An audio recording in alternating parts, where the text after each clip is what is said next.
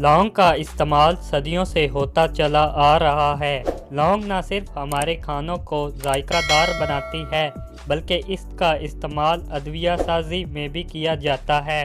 لونگ میں کیلشیم اور دیگر بنیادی منرلز وافر مقدار میں موجود ہوتے ہیں۔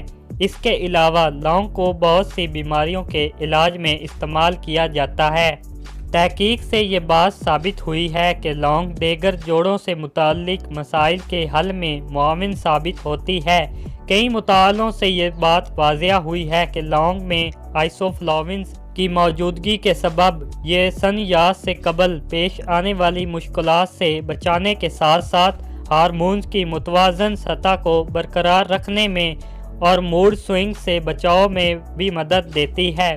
لونگ کا روزانہ استعمال بریسٹ کینسر اور پروسٹیٹ کینسر سے محفوظ رکھنے میں بھی مدد دیتا ہے۔ لونگ میں فلاوونوائڈز کا ذخیرہ پایا جاتا ہے۔ دل کے ماہرین غذائیت تجویز کرتے ہیں کہ ایسے افراد جن میں موروثی طور پر دل کے امراض پائے جاتے ہیں یا جو قلبی امراض سے دوچار ہیں، انہیں ہفتے میں سے 2 سے 3 مرتبہ اپنی غذا میں لونگ کا استعمال ضرور کرنا چاہیے۔